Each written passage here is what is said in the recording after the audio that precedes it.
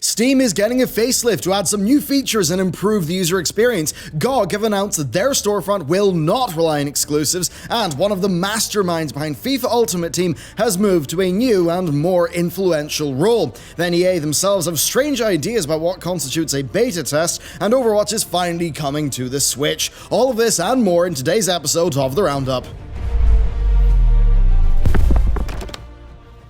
Hey everyone, and welcome back to another episode of The Roundup, our twice per week gaming news show. News, of course, is happening aplenty this week, but before we get started, be sure to give this a like and subscribe and ring that bell if you enjoy our content. In these days of YouTube, it really does help us out a lot. And with that said, let's get cracking. It sure has been a week of storefront news, and for a change, not all of it is about the Epic Store, and not all of it is bad. Polygon have revealed that Steam will be getting a mini overhaul this month, which will bring in new ways to categorize and sort games, as well as tools that will allow development teams to communicate with their player base. The new Steam library is going to boast a new visual layout which will offer players the ability to better organize their games, keep track on updates, and see what their friends are currently playing. Then collections will also be available at a glance, and together with recently played titles, it'll serve to have all of your Steam content together in one place. This new library is also going to contain a What's New tab, and this will contain curated announcements from developers, as well as notifications for any in-game events that are currently on the go.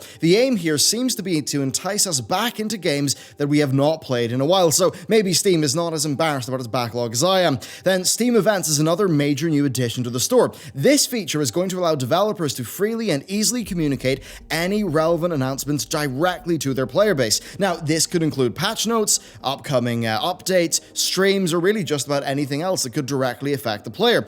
Now, Valve's idea here, according to designer Alden Kroll, is to allow developers to make announcements in one centralized hub, with the announcement then being carried organically to the relevant parts of their community. Making sure that the information that's actually presented to the player is a very big concern for the team at Valve. They don't want you to just be bombarded with the stuff that you don't care about. And in his interview with Polygon, Kroll confirmed that the What's New tab is actually going to be personalized to each player's specific habits. Now, this means that this potentially handy new tool will be giving you targeted things that you actually care about, and it won't be immediately dogpiling you with useless information. That said, yes, it's obviously working with some sort of algorithm, and that does mean that there'll be probably an arms race with game developers and publishers working out how to get their content shown on the top of that feed. Kroll also gave an update about some of the long-term plans for Steam Labs. While the team at Valve no doubt are working on countless clever things for us one day to enjoy instead of Half-Life 3, one experiment worth special mention here is a collaborative effort to introduce a new deep dive function. Now, this is being undertaken in partnership with Lars Duquette, who is an indie developer who is the guy who brought us Steam Diving Bell, which is a really cool web app. Now, the Diving Bell uses a specialized algorithm to provide recommendations to the player for games, and this new Steam Deep Dive experiment is basically going to take a look at your gaming history in order to give you more informed recommendations on potentially interesting new titles. And I think, again, really with all of this stuff, and I'm speaking as somebody who's going to be releasing a game in 2020, we just have our prologue and Act 1 pretty much done. It's going to be hype as hell, but for me, it's fantastic to hear. The more discoverability that Steam brings to its storefront, the better, and the more I will feel like their slightly larger cut, well, significantly larger cut, will actually be working for me. Staying on the marketplace theme for a moment here, GOG this week announced that they will not be relying on exclusive titles for their storefront. Speaking in an interview with PC Games N, GOG's global communications manager revealed that GOG hopes to entice players to its store by offering good services and interesting features. He goes on to state that the benefits of competition are there for the industry, and emphasize that GOG is doing its best to learn from the failings of other online stores. And I've got to imagine that's referencing the negative public relations that Epic have got for their store. And of course, coming out with this very pro-consumer angle from GOG, it makes sense given how DRM-free is a pillar of their business model, and just generally what they've been doing in the last while. This really is the angle for them to work off. Of course, GOG have had negative experiences with exclusives in the past, and that's no doubt something that's helped inform their decision to move away from the practice. Thronebreaker, a spin-off from the popular Witcher franchise, initially released exclusively to the GOG store, store. This was a decision that did not work out that well though, because only a month later it was available on Steam because it just did not sell that well as a GOG exclusive. Of course, Thronebreaker was developed by CD Projekt Red. It's all CD Projekt groups, so they were basically publishing their game on their storefront exclusively. Not quite the same fiasco as what you get with the Epic Store, but certainly this dance with exclusivity did not help the game. GOG appeared to be very aware of this, emphasizing the need to allow players to choose which storefront works for them in terms of the quality of the features available and the overall user experience. To have players choose their platform rather than to be, stuck with it is obviously a better position to be in as a store, and I think they pretty much have their heads screwed on right. So yes, GOG are learning faster than Epic, which is not much of a surprise. Of course, that said, there are differences in scale between GOG and Epic. Epic do have a larger sack of cash to throw around, and they are totally fine burning public relations in order to kind of force people into their store. GOG can't do that. GOG, with the resources that they have, are far more reliant on community goodwill, which I do think is a far more healthy position to be in, at least from a consumer perspective, even if Epic could pretty much just blast through the whole lot of them with their massive amount of cash. Then next up, we've got an odd one from EA. FIFA Ultimate Team is definitely not going away anytime soon. Since its introduction in 2009, the, adventure and pack opening has gone from strength to strength and has, earned $1 bajillion for EA. It's a major part of their business. Now, this is kind of relevant because former FIFA boss David Rutter has relocated to Europe to take up the role of general manager for EA Studios Europe, and that is actually, I believe, most of EA's developers. Now, as a result of this move, Rutter will now be overseeing EA's European studios, that's DICE, Criterion, and Ghost Games, which currently, of course, are gearing up for the release of Need for Speed Heat. Rutter is often credited as being the mastermind behind FIFA Ultimate Team, and the earnings revolution that he oversaw has obviously put him in good stead with the upper echelons of EA's leadership.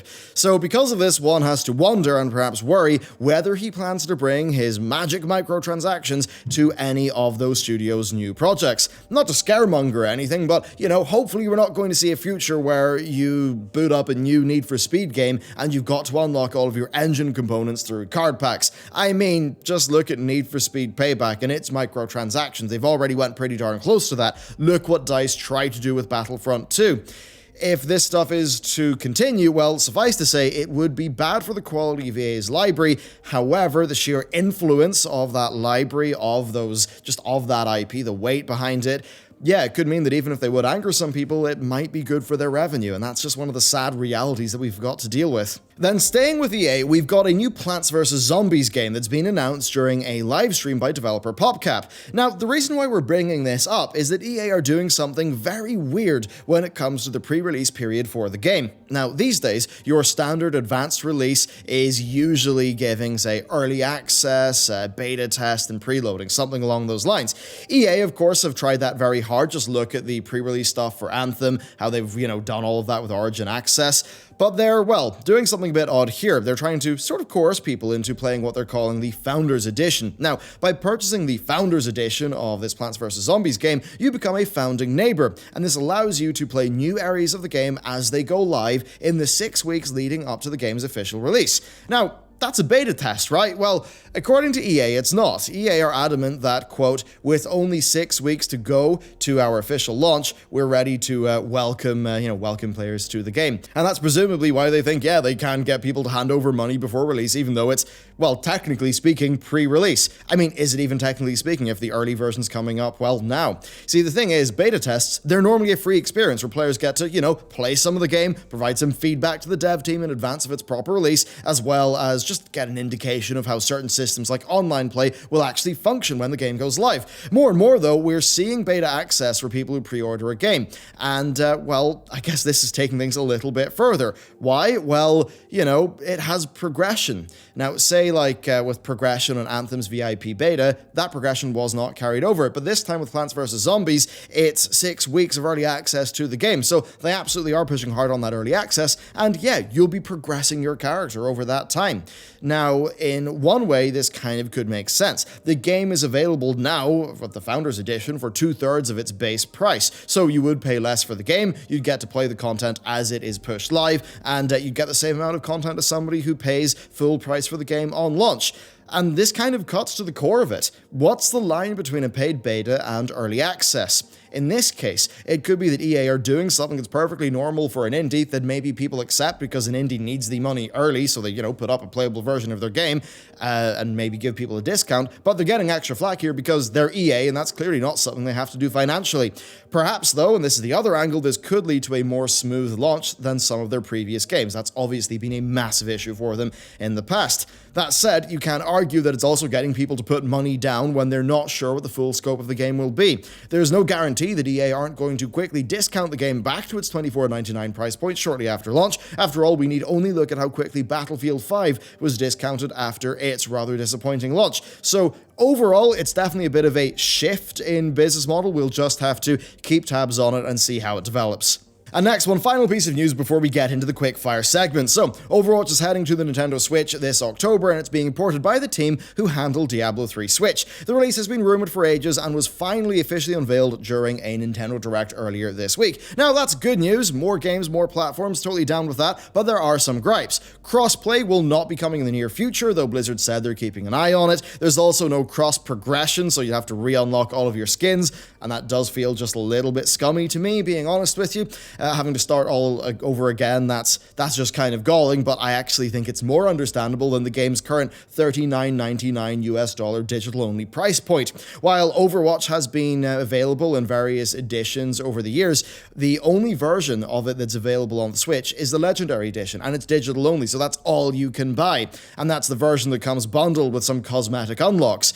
So could they have sold the regular edition of the game as they do in PC? Yes. Have they? No. And that just doesn't really come off that well. Though I can understand, they just want more money at the end of the day, and it's Overwatch, they probably can get it. Still, it's unfortunate that the situation's been soured by a few of those aspects, but certainly more games on more platforms is a good thing. And then let's go into the quickfire section. So first, Cyberpunk 2077 has had its multiplayer mode be announced. The game will launch in single player next April, with future DLC and multiplayer coming afterwards. Now, this does make the in-depth character customization in a first-person game make a little bit more sense here, but in my view, it still is a bit of an odd decision. Look, I mean, even looking at the gameplay footage, the combat looks really fun and deep, but I doubt it's going to be the main strength of the game. I'm super down for Cyberpunk, of course, but, I don't think the combat is really the focus of that game. After all, it is a big RPG, so I really struggle to see how that multiplayer will make sense, unless they really pull it out of the bag and do something properly innovative. And then quick story from Shenmue 3 developer YSNet, who have came under fire for their Epic Store exclusivity-related refund policy, with it only being open over a 2-week window, and then having payment processing times for those refunds